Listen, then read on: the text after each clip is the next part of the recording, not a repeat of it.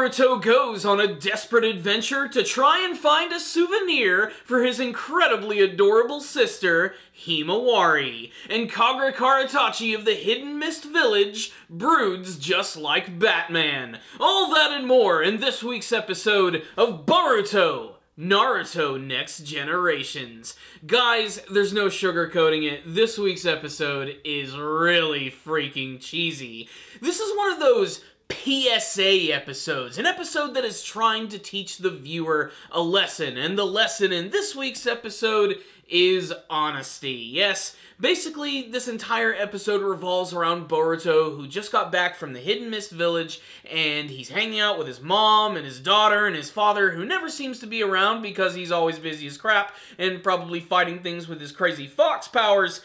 But basically, Boruto forgot that he was supposed to get a souvenir for his younger sister, and she is taking it in a really extreme way, being very dismissive and not even paying any attention to her heroic brother. And it takes him a little while to realize this because, of course, he's the son of Naruto and he's a little freaking dense. So he decides to go on this crazy adventure to try and find these signature sweets of the Hidden Mist Village, which are called the Water Cinnamon Sweets. I don't know what they are, but I'm very curious to actually taste them. Knowing that they'll never exist actually kind of drives me insane.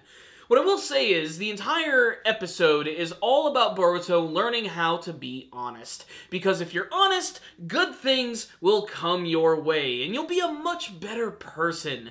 It's really freaking cheesy to say the least, and honestly it makes sense because the Boruto anime series, when compared to the original Naruto and especially Naruto Shippuden, is definitely aimed at a much younger audience. While that doesn't really make it a bad thing at all, it's something that even older fans and adults can enjoy. I can attest to that, but then again, I occasionally like to watch cartoons myself, so maybe I'm just a big fan of animation. What I will say is, this episode right here was a pretty good example of how to end a previous arc and do it in a fashion that allows the viewer to decompress, catch their breath, before we move on to the next big arc of the series. And there certainly was a lot of fluffy, happy, good times in this episode, and a lot of really funny character expressions, especially from Boruto in this episode. So let's just sort of talk about some of the other finer points. Like I said, most of this episode is all about Boruto trying to find a souvenir for his sister, but there's some other elements here that are in the background that I think are just as intriguing. Like I said, they do focus a little bit on Kagura in this episode a little bit, and for most of the episode, like I said, he is brooding. He is basically Batman in this episode, and he can't even, like, confront Boruto at the very end of the arc either. Like, at the beginning of the episode, all the students are just going off on the ship, and there he is, just on the shore. He can't even, like, say anything except for Boruto's name, and basically, I thought that that was going to be the end of it, and I'm really glad that they built upon this throughout the entire episode, showing that Boruto had a massive impact on Chojiro's life, to the point where he is going to continue to train, and he is going to try and master the sword with a name that's really freaking hard to say.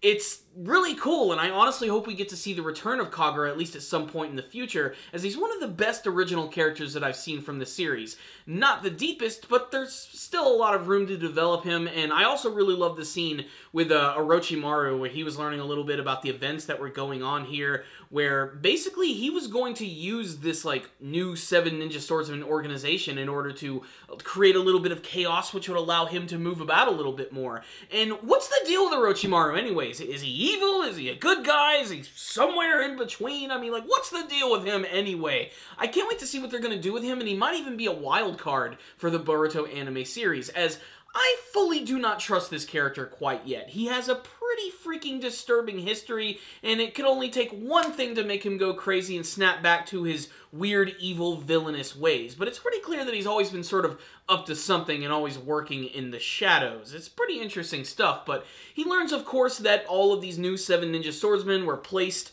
in a jail cell, or basically they were placed in confinement. They're never going to see the light of day, basically. Chojiro is basically erasing their existence and making sure that no one learns about the coup d'etat, because if they do, things could go back to the Bloody Mist Village. And while that would be really cool to see on screen, it doesn't necessarily fit very well into the happy-go-lucky world of the Boruto anime series.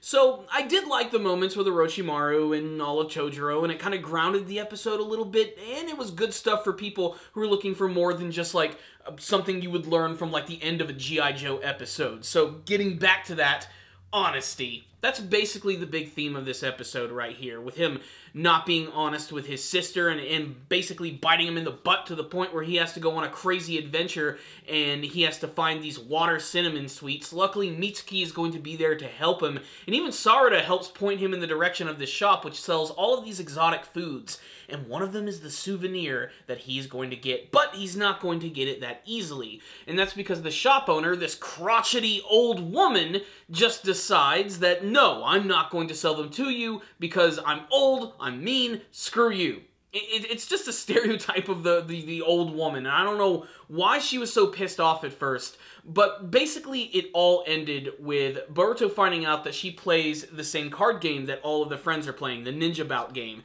And then they have this match with one another where if Boruto is able to win, he will be able to buy the water cinnamon sweets.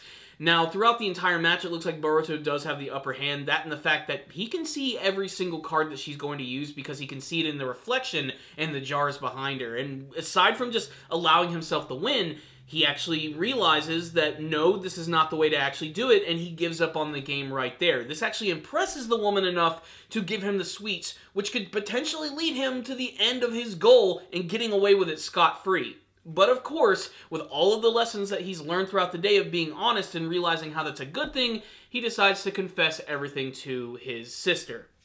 Now, the reason I like this, and the fact that it doesn't feel too ham-fisted or too cheesy to me, honestly, despite the fact that it is a giant pile of cheese, to be perfectly honest, is I do like that it involves the character of Mitsuki, who is constantly absorbing all of the personality that is Boruto, and it's completely transforming his character from a one-note Orochimaru clone into something that is honestly a little more interesting, and Mitsuki was a great highlight of this episode. I love how, like, nothing affects him. Even when something's like really freaky or disturbing or something that could even cause him physical harm, when they go to that shop, he like touches this like weird mushroom and his finger just suddenly starts to inflate and turn red. And while that might be really painful to some people, he just acknowledges that I shouldn't have touched that freaking mushroom. It's a really funny scene, and I just want more of Mitsuki. Every single time he's on screen, I just really wish they would devote a lot more to him, aside from some of these other characters in the series. That being said, still, honesty really is the big theme of the episode. So, what's the rundown on this week's episode of Boruto? This was a pretty good conclusion to the Hidden Mist arc, and I can't wait to see where the rest of the story is going. Not only did they expand on Hidden Mist Village, but they introduced some new characters. We got to see Chojuro in action as the freaking Kage. We even got to see more of his wisdom in this episode right here. And there were a lot of little subtle moments from this episode that I truly appreciated, like when they were actually visiting Shizuma and his goons who were locked up. It looks like Kagura's actually like either apologizing to him for the things that happened, or he's thanking him for the things that he actually learned from him. You don't actually hear what he says, but it's a powerful moment because it really seems to affect Shizuma. He like stops dead in his track, and he's like a freaking madman at the glass. He's literally a freaking shark in an aquarium tank, and whatever it was that Kagura said to him shocked him to his core. So it makes me believe maybe we'll even get to see more of Shizuma in the future. It's very much a possibility. I can't wait to see more of these guys. Also, like I said, the main theme of the episode definitely dealt around honesty. There was another scene earlier on in the episode where basically the higher-ups in school know what happened there. They know that Sarada, Iwabe, and Boruto had a battle with the Seven Ninja Swordsman. And Boruto comes up with this crazy story, which makes no sense in order to try and get everybody out of this really big sticky situation. And of course, he's lying about it. He's not being honest, and he ends up getting in trouble, and him and the other students end up getting punished and have to paint the freaking school grounds. It's through these multiple lessons that he realizes he has to be more honest and upfront with people, and that's going to make him into a much more competent ninja, and of course just a much more competent person.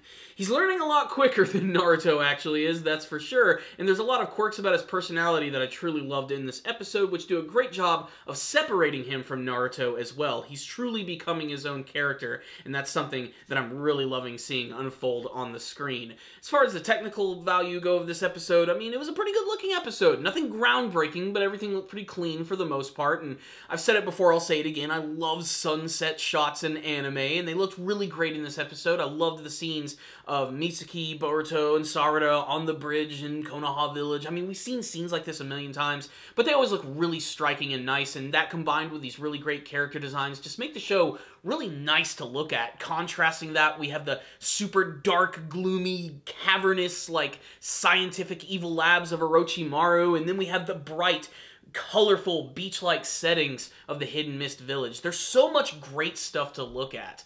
That's the thing. Even if it doesn't have, like, the best animation in the world, but everything that was here was solid. And hey, if you wanted to see the return of the Ninja Mailman, well, he's in this episode. He actually delivers a letter from Kagura to Boruto, and that's where Boruto learns that he decides that he's going to be a competent ninja just like him to try and use that sword. Like I said, the episode's kind of cheesy, but honestly, it's entertaining, and I thought it was a pretty good conclusion to an arc that I thought was going to be bad, but I found myself getting really entertained by, especially last week's episode, which I still think was really freaking awesome. So there it is, the end of the Hidden Mist arc. It's pretty good. You guys should check it out. I'm giving this episode right here a 4 out of 5. Not perfect in some parts, but for the most part, this was a pretty good episode despite the incredibly cheesy lesson that it was trying to teach. So there it is. That's my thoughts. I want to hear from you guys. Make sure to tell me what you thought about it in the comment section below and what you hope to see from the rest of the Boruto anime series. Thank you guys again for watching. Make sure to subscribe and like the video. I'll see you guys next time. And as always, stay dandel, baby.